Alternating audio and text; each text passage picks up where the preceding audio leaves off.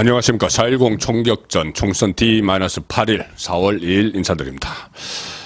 자, 여러분들께서는 지금 총선 판세를 어떻게 느끼고 계십니까? 대부분 제가 만나 뵙는 분들 보면은 이 국민의힘이 지금 불리한 것 아닌가, 상당히 불리한 것 아닌가 이런 이야기가 나옵니다. 선거판 안에서 실제로 민주당을 중심으로 200석 이야기 나오고 국민의힘 내부에서는 100석도 못 건질지 모른다 뭐 이런 이야기가 나올 정도로 분위기가 좀 우파 진영에 가라앉아 있죠. 자, 그런데 저는 지금 여기서 방송 준비를 하기 위해서 여러 자료도 보고 또 사람들도 만나고 취재도 합니다. 그래서 종합적으로 계속 그 상황을 보고 있는데 제가 파악할 때는 지금 선거 8일 남은 이 시점에 기세가 상당히 회복됐다. 그래서 이 지지층이 이 투표장에 많이 나가는 쪽이 이긴다. 저는 그렇게 지금 현재 상황을 판단을 하고 있습니다. 투표장에 나가도록 하기 위해서는 동인이 필요하겠죠. 그래서 그 동인 중에서 우파 진영에서는 가장 필요한 게 이길 수 있다는 그런 자신감인 것 같습니다. 그래서 지금 많이 실망을 하고 또 분노를 해서 지금 국민의힘 여권의 행태에 실망하고 분노를 하고 또 여러 가지 언론에 나오는 보도가 여론조사가 수치가 좋지 않고 그래서 외면을 하는 응답에도 여론조사 응답을 외면을 하니까 또 그것이 여론이 나쁘게 나오고 여론조사가 나쁘게 나오고 또 그것 때문에 다시 실망을 하고 뭐 이런 일이 반복되고 있는데 현재 제가 판단하기로는 상당히 이 기세가 다시 올랐다. 그 이유를 몇 가지를 말씀을 드리겠습니다. 지금까지 이슈, 아젠다 선점에서 저는 민주당이 앞섰다고 생각을 합니다. 한동훈 현상이 처음에 나왔을 때 1월과 2월만 해도 한동훈이 이슈를 다 주도를 했습니다. 그래서 이재명 대 한동훈, 이재명은 이재명 대 윤석열 구도를 만들고 싶었지만 이재명 대 한동훈 구도가 됐고 한동훈 대 이재명 이 구도에서 앞서 나갔는데 조국이 등장을 했죠. 조국이 등장을 하면서 윤석열 대통령 공격에 참전을 했습니다. 그래서 구도가 윤석열 대 이재명 조국 그래서 정권 심판론 이런 것이 먹혀들면서 이슈를 뺏겼죠.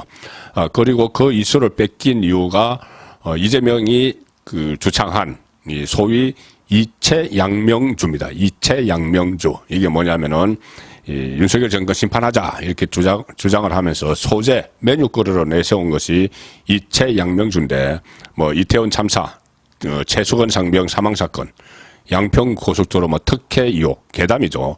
김건희 여사 명품 가방, 파우치, 디올 파우치 수수 의혹. 그리고 김건희 여사 주가 조작 의혹 이런 것들을 막 괴담을 섞어서 막 퍼뜨리면서 이재명이 이름 붙인 겁니다. 이채양명주 이게 먹혀 들어갔는데 최근 들어서 민주당 그리고 조국당발 여러 가지 땅 투기나 이 사기 대출 그리고 정관 예우 엄청난 정관 예우 이런 것들이 막 불거져 나왔죠. 그래서 그 이슈가 그 전에 이채양명주 이슈를 덮고 있습니다. 그 이슈는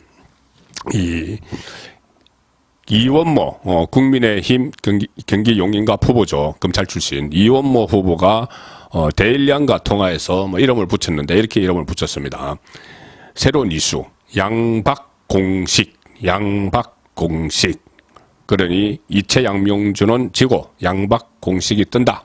자 이렇게 대일량이 제목을 붙였는데 양문석 양박 공식에서 양은 양문석, 박은 박은정, 공은 공용훈, 식은 이상식. 자, 이 사람들 혐의가 지금 의혹들이 엄청나게 불거지면서 중도층을 중심으로 쏙쏙 민주당 후보들에게서 돌아서는 그런 상황이 나타나고 있습니다.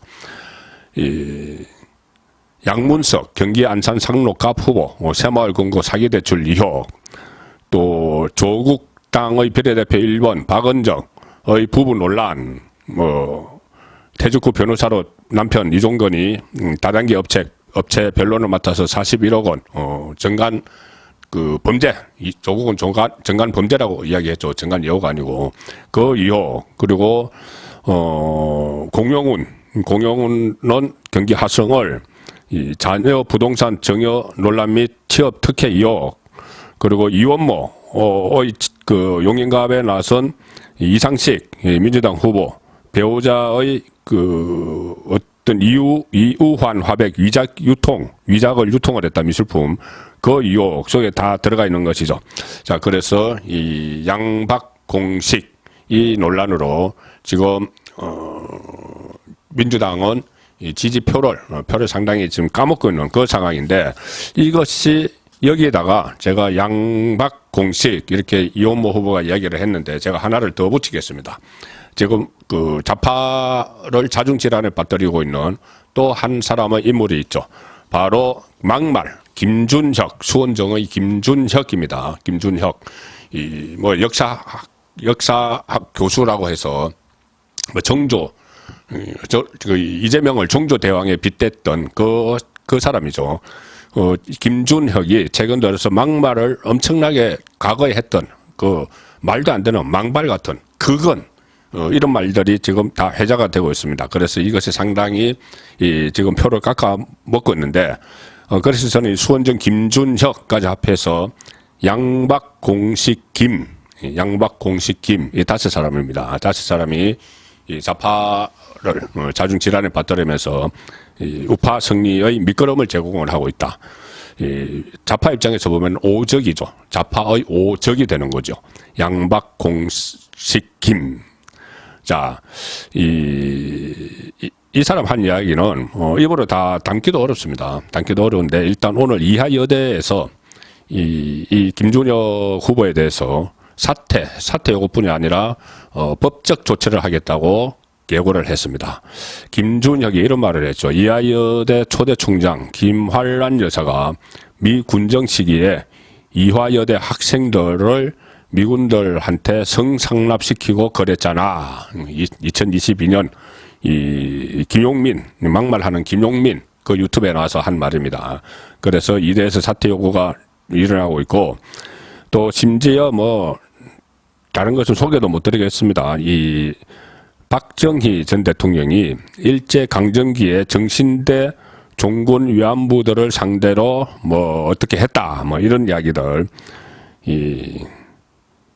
또 다른 이야기 많지만은 어쨌든 이런 이야기를 해서 이 국민들이 분노를 하고 있습니다. 그런 후보를 이재명을 정조에 비유한 아마 그런 것이 영향을 미쳐서 공천을 받았겠죠. 그리고 또 박정희 일제 강점기 정신대 위안부들 상대로 뭐 어떻게 했다 이것을 가지고 윤미향은 저거 왜 침묵을 하고 있는지 같은 편이니까 침묵을 하고 있겠죠. 자, 그래서 여기에 또 위안부 할머니들도 지금 상당히 화가 많이 났었습니다. 그래서 이 문제를 포함해서 김준혁이 포함해서 양박 공식 김 오적 자, 민주당의 오적이 되겠죠. 이게 이 사람들이 야당 후보들 표를 상당히 잠식을 할 텐데 깎아 먹을 텐데 그것이 실제로 지금 수치로 드러났다는 기사가 조금 전에 떴습니다. 자, 이 더불어민주당 후보가 그동안 오차 범위 밖으로 국민의힘 후보에 앞섰던 오차 범위 밖에까지 나와서 앞섰던 서울 격전지에서 갑자기 오차 범위 내로 좁혀진 여론조사 결과가 나왔는데 이것이 이 정치권에서 볼 때는 민주당 양문석, 공용운 후보 부동산 의혹 이런 것이 수도권 표심에 영향을 주기 시작했다 이런 분석이 나오고 있습니다. 이 부동산 문제는 상당히 민감하죠. 또 이게 문재인 정부의 실정 중 대표적인 건데 그렇게 서민들 일반 국민은 부동산 때문에 많은 가슴앓이를 했는데 이 사람들은 민주당 지금 후보로 나와 있는 사람들은 그 대출이 안 되는데 뭐 사기 대출 혐의를 받는 그런 수법을 통해서 대출을 받았고 딸을 위장을 시켜서 사업자로 그리고 뭐 이 개발 정보를 미리 알고 빼내고 아들한테 증여하고 자 이런 거에 대해서 민심이 들끓고 있는 겁니다.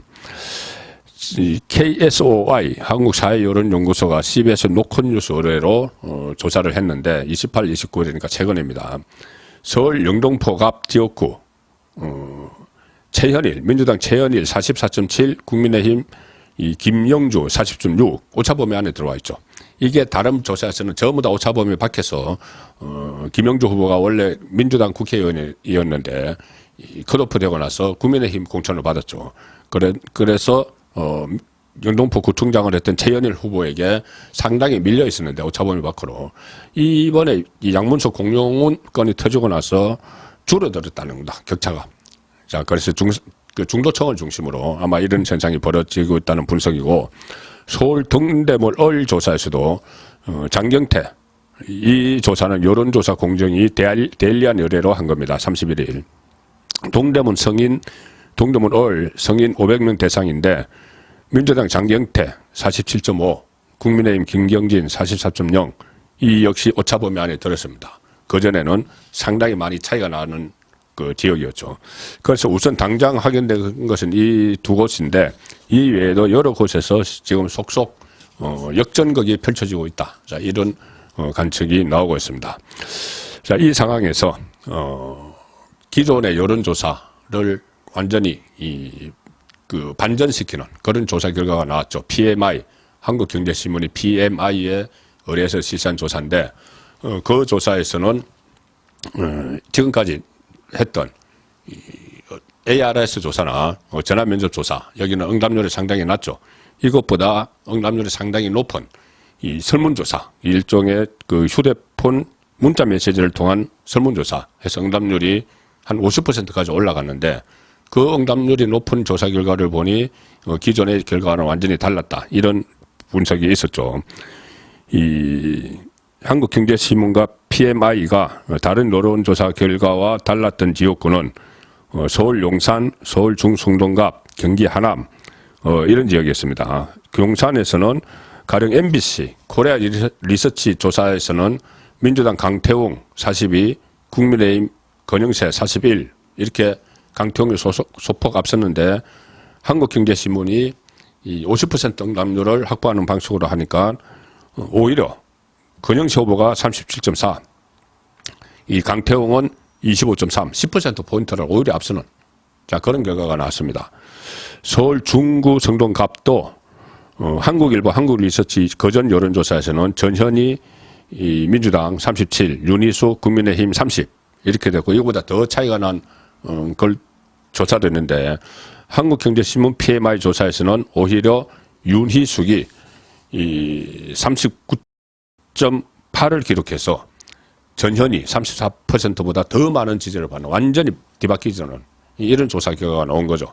경기 하남갑에서도 그전에 경인일보 KSOI 조사, 그러니까 이런 것은 다 전화면접 조사입니다.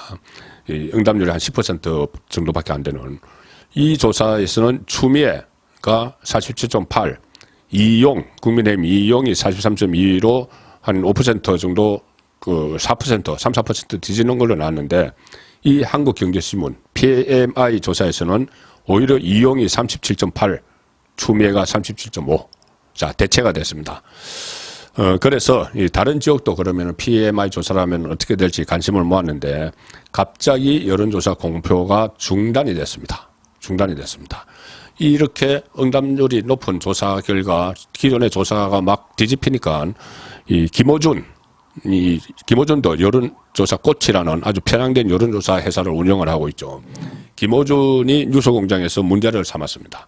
그러니까 김호준의 이 일종의 지침으로 받아들여서 그것을 민주당 강성 지지자들, 극성 지지자들이 항의를 벌이기 시작했습니다. 김호준이 선동을 해서 항의를 시작을 한 거죠. 그 항의를 어디다 했냐면은 총선 여론조사 결과를 이렇게 검증을 하는 중앙선거 여론조사 심의위원회, 여심이라고 하죠. 여심위에 집중적으로 막 항의를 하는 좌표를 찍어서 김호준이 선동을 하고 그런 이 SNS 테러를 막 벌였죠. SNS로 집중 공격을 했죠. 그래서 이 여심위가 한경의 여론조사 결과 발표를 중단시켜 버렸습니다. 이거 한국경제가 보도한 내용입니다. 일부 지역구에서 국민의힘이 강세를 보이니까 야당 강성 지지자들 반발이 쏟아졌고, 그러니까 여심위가 제동을 걸었다. 한경은 이 보도를 통해서 이렇게 이야기합니다. 일부 지역구 결과가 전화 면접 ARS로 이루어진 조사들과 다르게 국민의힘에 유리하게 나와서 민주당 지지자들의 항의가 빗발친 게 영향을 끼친 것 같아. 이는 해석이 나온다. 여심이가 조사를 발표하지 못하도록 한 데 대해서 한국경제와 PMI 여론조사는 전화 면접이나 ARS 등을 통한 기존 조사와 달리 모바일 웹 조사 방식이 쓰였죠. 응답률을 높이고 이 무당청의 설문 참여를 유도하기 위해서, 그래서 조사 결과 일부 지역구에서 국민의힘에 유리한 답변이 나왔고, 이렇게 그러니까 그 ARS나 전화 면접은 양쪽의 강성 지지층이 주로 대답을 많이 하는데, 이 국민의힘 지지층에서는 제가 말씀드린 대로 화가 난 우파, 앵거리 우파가 그 여론조사도 잘 응하지 않는 이런 상황이 돼서 결과적으로 민주당이 우수한 지지율이 많이 나왔는데 ARS 조사나 전화 조사에서는, 그런데 이 응답률을 확 높이니까 국민의힘이 유리한 조사가 많이 나왔다는 것이죠. 그러니 이 열심히에 민주당 강성 지지자들이 항의가 빗발쳤다고 합니다. 기존에 없던 방식을 사용하는데 왜 허용했느냐. 그러니까 그동안 이 조사하는 과정을 쭉 보고 별다른 문제 제기를 하지 않고 있던 여심이가 민주당 강성 지지자들의 막 항의가 쏟아지니까는 갑자기 추가 자료를 그 여론조사회사에 요구를 하고 남아있는 결과, 조사를 하고 나서 결과 발표만 남겨놓고 있는데 그걸 다 중단을 시켜버렸다. 이거 한국경제가 설명한 과정입니다. 자, 이 결과가 중단시키면은 이거 앞으로 발표 안 됩니다. 왜 그러냐면은 총선 앞두고 6일 전, 그러니까 모레 4일부터는 블랙아웃 되죠. 여론조사 공표를 못합니다. 결과를. 그래서 이것이 사장이 될 처지에 놓였는데, 이 한국경제신문은 지금 여심이가 갑자기 이렇게 하는 것을 이해할 수 없다. 이번 조사 방식에 대해 이미 다 여심이도 인지하고 있었고 사실상 사전 협의를 거쳤다는 겁니다. 자, 그래서 그 거친 것 중에서 한강 벨트, 낙동강 벨트, 반도체 벨트, 이 결과가 이제 일제히 쭉 보도되기 시작을 했는데, 지금 이 국민의힘이 앞서고 있다는, 여러 격전지에서 기존 조사와 다르게 앞서고 있다는 보도가 나가자 김어준이 이 11월 걸기 시작을 해서 선동을 했고, 강성 지지층들, 개딸들을 중심으로 여심이를 공격을 했고, 여심이에서 다시 한번 검토를 해봐야 된다. 그전에는 이제 그대로 문제없이 다 통과시켜 놓고는 해봐야 된다고 해서 중단을 시켜버렸는데, 이 남아있는 지역을 이 공표 금지 기한이 이틀밖에 안 남았기 때문에 이것은 이 조사 결과가 사실상 사장이 돼버리는, 자, 그런 상황이 지금 일어나고 있습니다.